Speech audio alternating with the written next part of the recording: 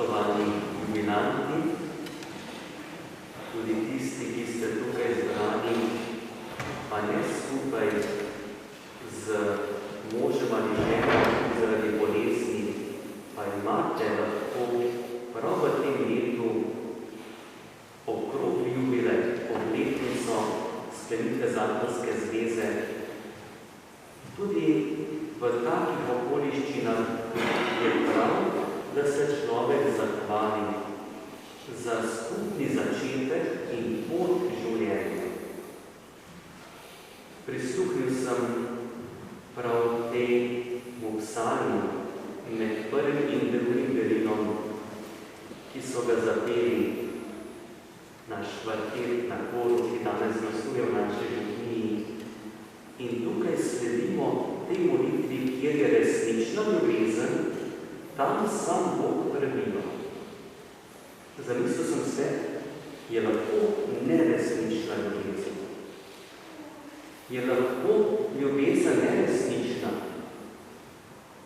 Ljubezen je lahko samo resnična, zato ker je od Boga. In od Boga ne more priti nekaj drugega kot resnica. Lahko pa so stvari, za katere lahko človek misli, da je ljubezen, pa ni. Ne zato, ker bi hotel tako misliti, lahko je v nekem premajhnem spoznanju, kjer je pa resnična ljubezen, tam sam Bog prebiva. Ali ni Jezus rekel, kjer sta dva ali trije zbrani v mojem imenu, tam sem jaz sredi med njimi. Že število 2 je dovolj, da je Bog navzoč. In ko sem razmišljal o današnjem srečanju, težko si zamislim, koliko različnih življenjskih dogodkov se je zvrstilo v vašem življenju. Že v življenju enega zakona, koliko stvari, lepih, dragocenih, plemenitih, dogodkov, ki so bili preizkušnja. Ne vem, če se da primerjati eno zakonsko skupnost z drugo, glede na preizkušnje, glede na vprašanja, pa tudi glede na lepe trenutke, dragocene. Ampak so pa stvari, ki so smutne. Tam, kjer je resnična ljubezen, tam sam Bog prebiva. Ta stvar ni samo za neko zakonsko skupnost, za drugo pa ne velja. To velja za vsako skupno življenjsko pot. In če tako pogledamo, vsaka začeta pot je skrivnost, ker je Bog hotel. Ni naključje, da ste se prepoznali, da ste našli nekoga, ki je dragocen. Lahko bi vprašanje, res, kaj pa če bi drugače izbral ali izbral. To so vprašanja, ki lahko prihajajo, ampak da ste skupaj, je Bog hotel, zato ker je Bog navzoč v vašem skupnem življenju. Pa ne rečem, še da od trenutka sklenitve zakonske zveze, ampak že takrat, ko vam je Bog dal to spoznanje in moč, da ste skupaj razmišljali, načrtovali in se odločili za zakon. Že tukaj je Bog navzoč, kjer ste 2 ali 3 zbrani v mojem imenu. In na današnjo nedeljo slišimo Božjo besedo, ki morda niti ne sodi tako v to praznovanje, v to hvaležno skupne poti. Pa vendar ima stvari, ki se tako globoko dotikajo vašega življenja.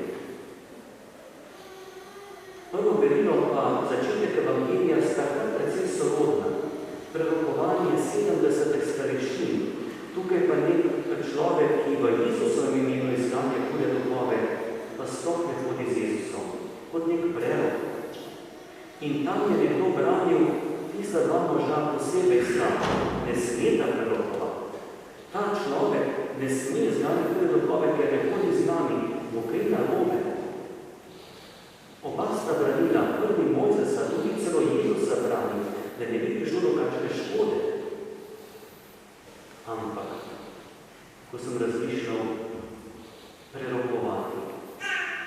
Biti prerok ne pomeni to, tudi za vas ne, dragi slavneci, da boste vedeli, kaj bi se zgodilo jutri ali v enem letu.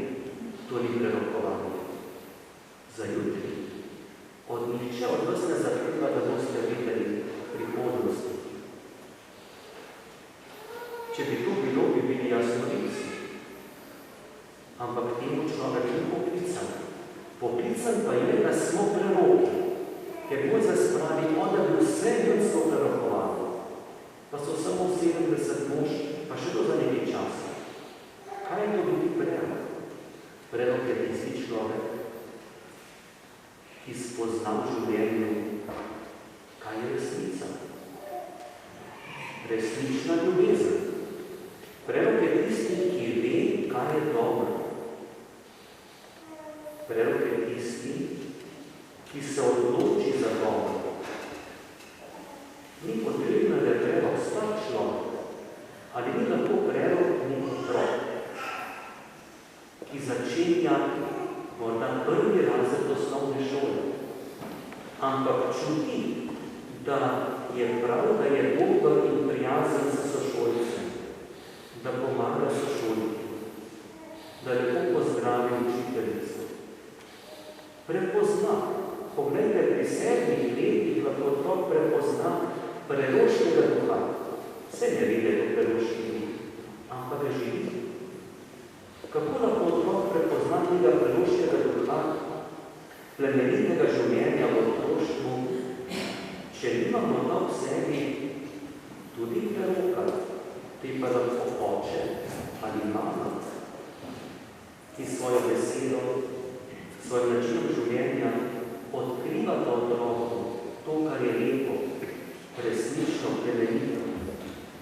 Ali ni prerok lahko nek starejši človek, za katerem je toliko že življenjskih dogodkov in izkušenj, in znal vmestiti te dogodke in tudi lahko s kratko besedo, pa z molitvijo, posreduje ta zaklad izkušnje drugega. Že z tem načinom življenja, skupnega prizadevanja, ne idealnega zakona, tega ni na tem svetu, da tudi ne bo, ampak z iskrenim prizadevanjem za skupno pot, ste preroki v današnjem času. Preroki v kraju, kjer živite, preroki za svoje otroke. Včasih rečem, gorje otrok, ki bi imeli idealne in popolne starše. To je verjetno največja preizkušnja ali pa zlo za otroka. Kako je dobro, da ima otrok starše, ki niso popolni, ampak se prizadevajo za popolnost. In to je biti prerok. Noben prerok ni bil popoln na tem svetu. Ampak vsi iskreni preroki so kazali pravo smer, so kazali pravo pot. In potem lahko nekoliko lažje razumemo to težko besedo drugega dela Evangelija, ko Jezus pravi, če te pokušuje roka, jo odsekaj, če te noga pokušuje, jo odsekaj, izdeli okopi te pokušuje. Če bi vzeli to dobesedno, vas ne bi bilo tukaj. Mene tudi ne. Kdaj bi že ostal brez rok in nog? Slep bi bil, če gluh. Ampak Jezus za to besedo stoji. In sem najprej prišel na vprašanje, kaj to pohujšuje. Pohujšanje pomeni, da dopustim, da v moje življenje pride slabo, zlo, hudobija. Nekaj, kar me ovira, nazaj vleče od dobrega. In če nekaj slabega nastopi v mojem življenju, ali lahko napreduje pohujšanje. To je pohujšanje.